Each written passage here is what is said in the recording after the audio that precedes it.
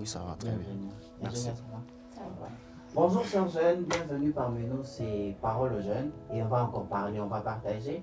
Et si tu as des commentaires et tout ce que tu as à nous partager, tu seras aussi en train de nous dire dans les commentaires tout ce que tu penses et tout ce que tu crois que nous avons besoin de comprendre. Parce qu'avec eux, aujourd'hui, on va essayer un peu de reparler une autre fois de plus avec plus de détails sur le plan, en fait. En se posant la question, en fait, quand Dieu, il a fait un plan pour nous, est-ce que devons-nous aussi faire de plans ou bien on s'est dit, bon, comme Dieu a déjà fait les plans, la seule chose à faire pour moi, c'est de prier. Mais on a remarqué à un certain niveau, c'est comme si la prière est devenue ou est en train de devenir pour nous un point de chute. C'est quoi votre pensée? En fait, ce que je dirais par rapport à ça, c'est que Dieu, je vais revenir même à la création. Dieu, en créant l'être humain, il a voulu est-ce que l'homme puisse aussi participer à son plan. Et donc, il ne suffit pas, le plan de Dieu ne suffit pas. Je dirais aussi même l'exemple avec Jésus-Christ, il nous a sauvés, oui, on a le salut. Mais si vous ne participez pas, vous ne faites pas en soi d'entrer dans ces saluts-là, donc ça n'a pas d'effet. Donc, le plan de Dieu peut être là, mais aussi longtemps que vous ne adaptez pas, vous ne vous adhérez pas à ces plans, je crois que ça ne s'accomplira pas. C'est quoi ton plan? Oui, en fait, c'est d'ailleurs l'expression que j'aime, hein, l'adaptation de l'homme au plan de Dieu. Il est certainement vrai que Dieu, en créant, n'a pas voulu isoler l'homme. Ça, c'est la première affirmation. Deuxième affirmation, Dieu, en créant l'homme, il n'a pas voulu que l'homme dépende de lui seul, de l'homme. Donc, Dieu ne veut pas que l'homme dépende de lui-même. Mais Dieu voulait que l'homme puisse dépendre de Dieu. Mais dans la dépendance de l'homme à Dieu, il faut comprendre que Dieu veut que l'homme puisse aussi participer activement à quelque chose. C'est pour ça que dès qu'il finit à créer, il dit à Adam, voici, je te donne le jardin, tu vas le cultiver. Donc Dieu ne dit pas qu'il va cultiver le jardin à la place d'Adam. On trouve que dans ce contexte-là, la responsabilité de l'homme, après la création du jardin, c'est de cultiver le jardin. La responsabilité de l'homme après la création des animaux, c'est de participer à leur nomination.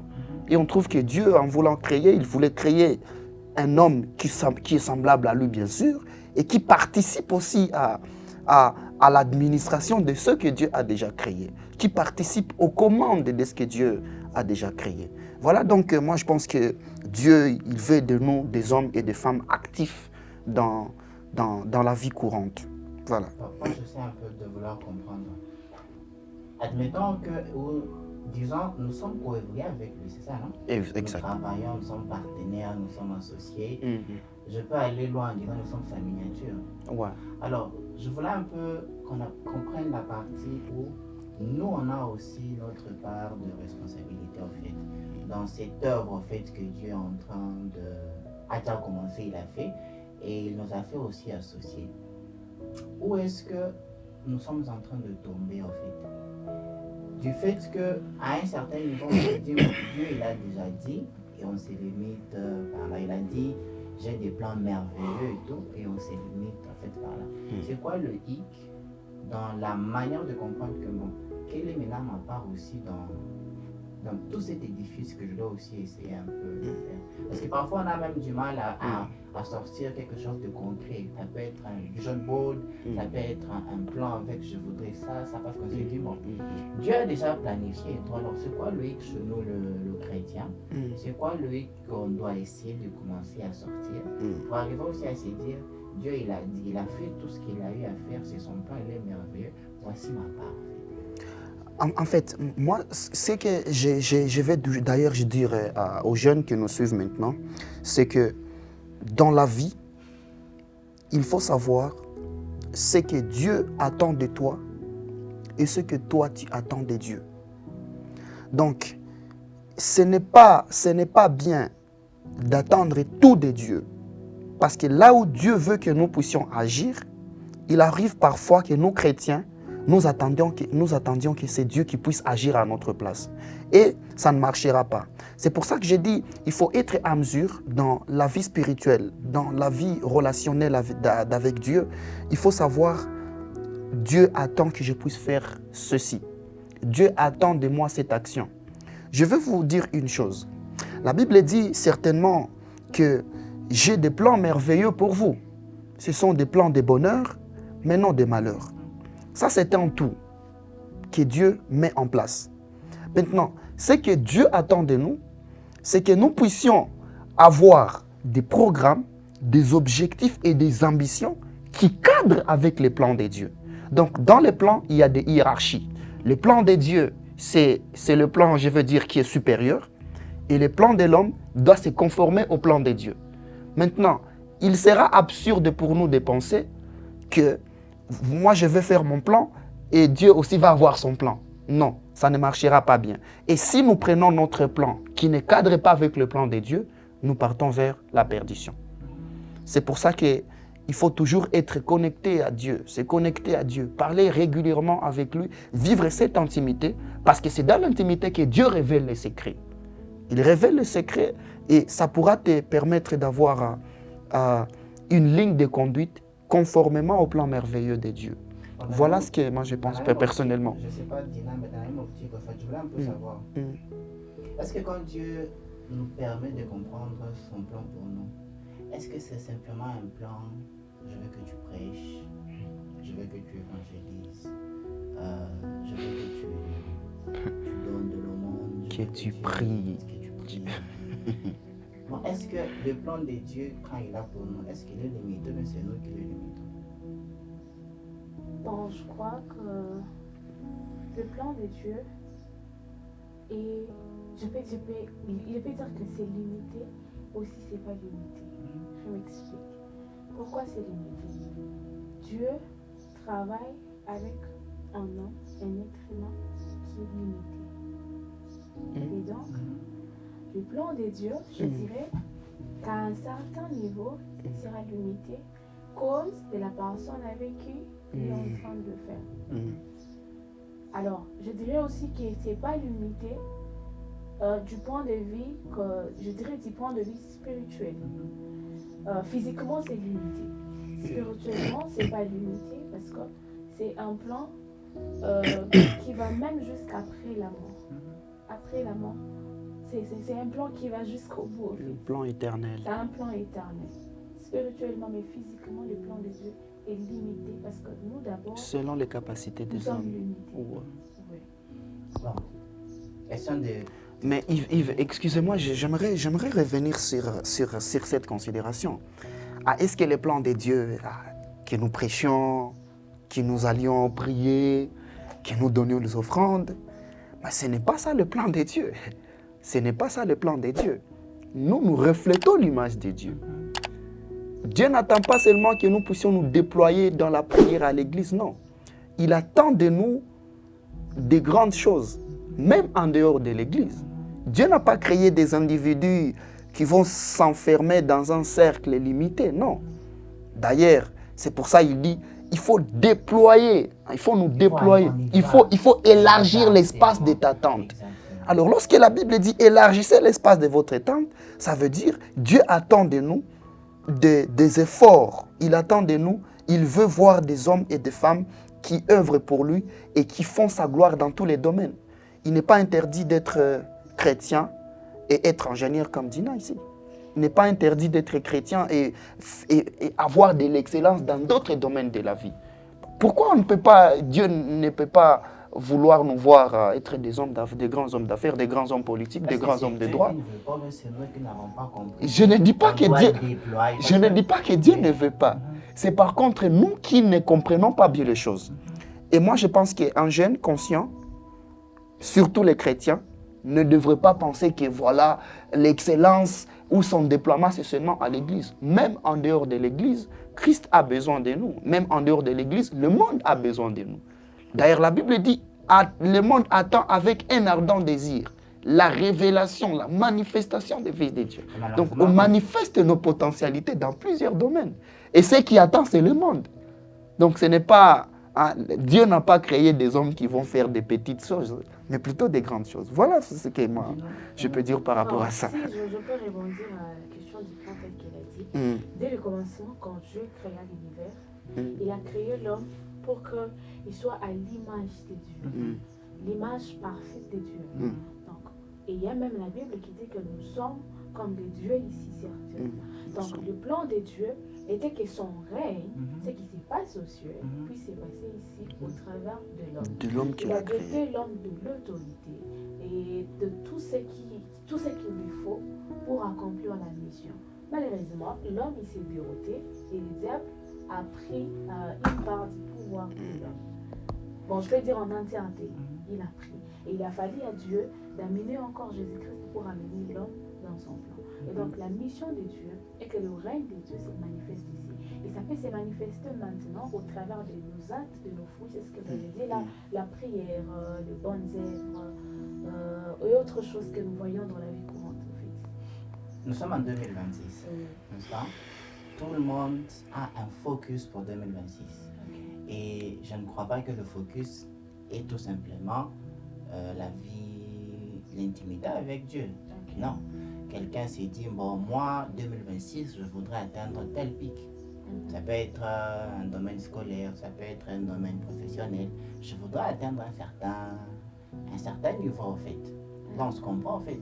Maintenant, si maintenant nous revenons en voyant où est-ce que mon plan, par exemple, 2026, qui veut que j'atteigne un certain niveau professionnel, s'attache au plan de Dieu.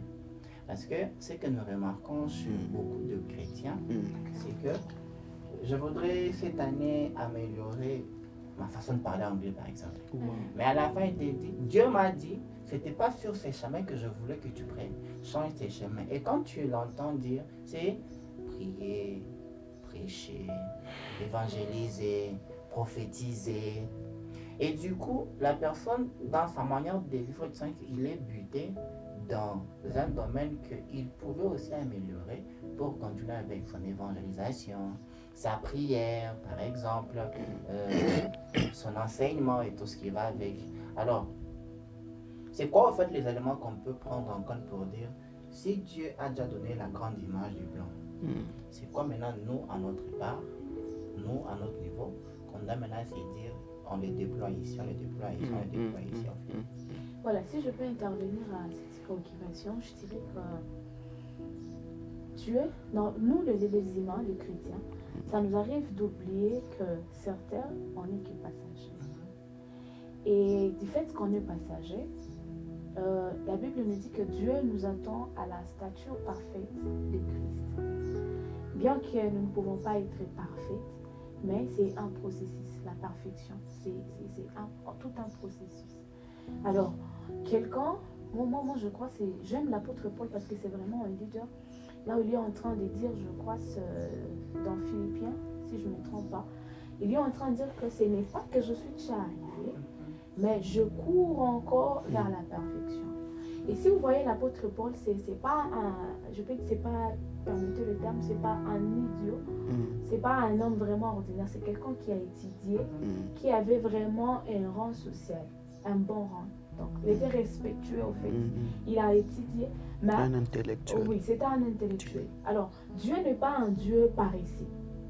Quand tu te concentres à devenir à l'image parfaite de Christ, tu ne seras pas là en train d'attendre, en train de demander si c'est de l'argent, quoi, tu n'es plus rien là.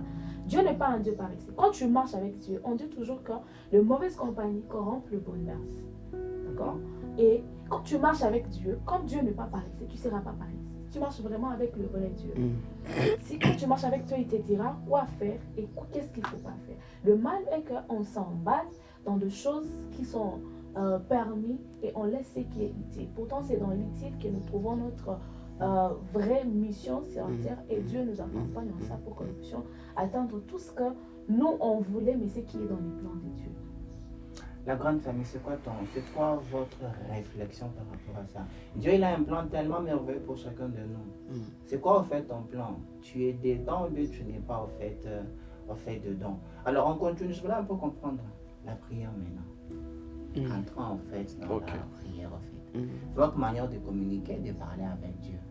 Alors, je voulais un peu savoir, ou nous voulons nous tous savoir en fait, à quel moment maintenant dans le plan, la prière peut devenir un point d'échappement.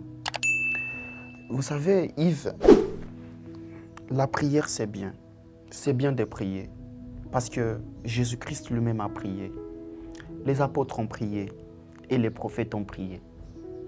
Les dieux de la Bible, c'est bien. Il aime quand nous prions. Maintenant, la grande question, c'est de savoir, est-ce que la finalité, c'est la prière?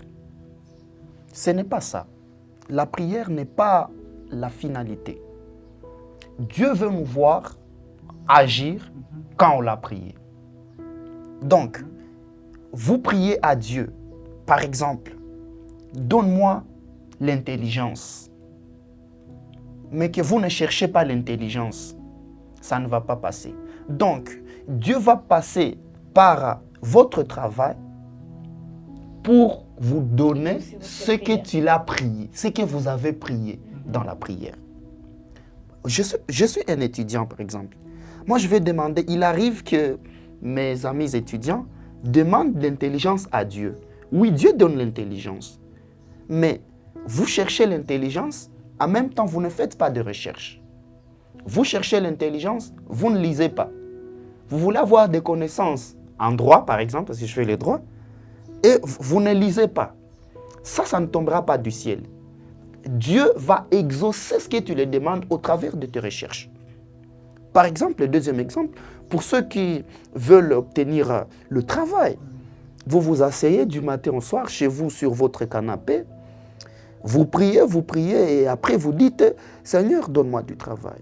Mais vous là, qu'est-ce que vous faites personnellement? Donc, Dieu exauce notre prière au travers de nos actions. Maintenant, ce n'est pas bien de se concentrer sur la prière et vous laisser d'autres, vous restez inactif dans la pratique. Je donne un exemple et je veux terminer par là. C'est l'exemple de Gédéon. La Bible dit, Dieu dit à Gédéon, je te salue vaillant héros. Immédiatement, lorsque Gédéon a entendu que moi je suis vaillant héros, il a pris conscience, il a pris l'initiative, il a commencé à prendre des initiatives, cherchant à faire quoi? À former une armée. Et c'est au travers de ce que Gédéon a entendu de Dieu, les mettant en pratique, qu'il est certainement devenu vaillant héros. Donc, la prière, sans la pratique, ça n'a pas un effet sonore, vide de sens. Restons un peu ça pour essayer un peu de chuter. Est-ce que je peux faire mon propre plan? Par exemple, je me dis pour mon bien-être, voilà ma façon dont je vais commencer à gérer mon alimentation, mon bien pour cette année. Je vais aussi mettre ça pour le loisir et tout. Et je prends ça et je dis, je prends mon plan par rapport au plan merveilleux que Dieu a pour moi. Je le présente. Ce qui est bien. Voilà ce qui est tout ce qui va avec. À quel moment là, la prière peut aider? Dans ce genre de circonstances où je très bien. J'ai fait mon plan. Oui, je voudrais ce qui est encourageable d'ailleurs. Je voudrais quel genre de circonstances parce que je sais le plan merveilleux que Dieu a pour moi et je le présente. À quel moment la prière aide? Parce qu'on remarque qu'on est devenu trop spirituel compris. C'est comme si on veut aider Dieu sans pourtant lui dire voilà ce que moi j'ai compris avec ton plan, c'est que je sais que tu as pour moi et c'est que je te présente que moi je vais faire comme tu as parlé des actions. Tu vas aller comme ça et comme ça. En fait, quelques secondes. En fait, je dirais que le Dieu que nous prions, c'est un Dieu souverain et il est souverain sur toutes choses. Jusqu'au point où il est même souverain sur sa souveraineté. Et c'est ce qui fait qu'il nous a laissé le libre arbitre. Parce que si Dieu ne serait pas souverain sur sa souveraineté, on n'aurait pas le libre arbitre. Il ferait ce qu'il veut, quand il veut et comme il veut avec nous. Mais il nous a laissé le libre arbitre. Cela fait que malgré le plan qu'il a, nous sommes responsables, nous sommes serviteurs. Au-delà de prier, au-delà de faire tout ce qui est dans le cadre spirituel, nous vivons sur terre. Dieu nous a dit de dominer sur la terre. Nous avons l'autorité. Donc, tu peux faire un plan, d'accord? En connaissant le plan de Dieu, tu pries à Dieu qu'il t'aide. Parce que tu ne vas À pas te rester dans la révéler. planification. Qu'il t'aide maintenant à mettre en pratique le plan que tu as. Si tu as vraiment la conviction, mettez-le, ces plans-là est en accord avec celui de Dieu. On peut prendre l'exemple des jeunes entrepreneurs. Parce que nous sommes aussi dans une ville où les jeunes s'investissent plus dans l'entrepreneuriat. Alors, vous pouvez avoir votre plan, par exemple, de vendre certaines choses ou de faire une activité économique bien déterminée. Vous avez les plans, alors ce qui reste, c'est l'exécution du plan. Maintenant, le rôle de la prière, c'est de venir vous révéler. Oui, monsieur Yves, vous avez un plan dans le secteur économique. Et parce que vous avez les plans dans le secteur économique, ce qu'il faut, c'est que moi, je souhaite que vous puissiez investir dans ces domaines. L'orientation. Voilà. La prière va participer à la révélation, va te permettre d'avoir une révélation dans le secteur dans lequel tu voudrais commencer tes activités. Voilà, si je peux ajouter quelque chose avant que vous finissiez. Comme ce que Dieu a fait avec, je ne sais pas si c'est Josué, si c'est Gédéon, ça passe un peu dans la tête. Quand il devait aller au champ de bataille, il a dit qu'il puisse partir avec l'armée. Moutoni, en fait. C'était Gédéon. Oui, si c'est Gédéon. Je dirais que Dieu, tu as ton plan, mais c'est Dieu qui te donne les stratégies. Comment est-ce que tu vas procéder? Comment tu vas le faire? C'est à ce moment-là qu'on expose à Dieu notre plan. Seigneur, je vais faire ça. Seigneur, qu'est-ce que vous en dites? Qu'est-ce que vous en dites aujourd'hui? Chers jeunes, prends un papier. Regarde un peu tout ce que tu t'es dit avec 2025, 2026. Regarde aussi ce que Dieu a dit. Et essaye de voir en fait où est-ce que tu as agi comme par exemple le Gédéon. Je vais prendre 3 000. Mais Dieu lui dit non, 3 000 c'est beaucoup. Il a commencé à descendre jusqu'à atteindre à 300. Ce qui veut dire tu as aussi ta part de responsabilité. Il faut refuser que 2026 finisse et que tu te dises je savais le plan, Dieu m'avait dit de bonnes choses vont m'arriver dans ma vie, mais je n'ai rien fait. Qu'est-ce que tu as mis sur la table? Quelles sont les actions que tu as dit? Voilà, parce que le plan, quand tu fais un plan, c'est quand tu t'es dit, voilà comment je crois. Parce que ton plan, c'est comme si tu dis, je crois, on peut dire ça, non? Tu crois que les plans de Dieu vont se réaliser. Quand tu fais ton plan, c'est quand tu dis, voilà de la manière dont ma discussion avec Dieu doit commencer peut-être à un certain niveau. Parce que quand Dieu il parle, il n'est pas large aussi, il est spécifique. La manière dont il parle avec l'ingénieur et la manière dont il parle avec le juriste, c'est tellement différent. Du coup, il a une spécificité. On parle des deux aujourd'hui, mais il y a Gédéon, il y a Josué et Moïse. Le langage est tellement différent. C'est pour te dire, jeune aujourd'hui, cher jeune chrétien, essaie un peu de voir ton plan. Essaie un peu de voir tout ce que tu t'es dit pour 2026, tout ce que tu penses que Dieu a dit. Et aussi évite de te limiter simplement sur cette parole qui dit, je sais, Dieu a dit, il sait les plans. On va lui demander, Baba, c'est vrai? C'est quoi? C'est quoi en fait le plan? Et c'est ça d'ailleurs, ça c'est une prise de conscience lorsque vous, parce que la prière c'est une communication et la Bible dit que Jésus a dit qu'il nous a laissé le Saint-Esprit, c'est notre ami, notre consolateur permanent. Dieu nous a laissé le Saint-Esprit, Jésus nous a laissé le Saint-Esprit et il est permanent avec nous chaque jour. Chaque jour, avant de faire un choix, avant de prendre une décision, avant de mettre en exécution un plan, demandez au Saint-Esprit qu'il puisse vous convaincre que c'est le plan que vous voulez exécuter. C'est ce que je dirais à un jeune qui est en train de nous suivre et qui est en train de nous écouter. Merci beaucoup.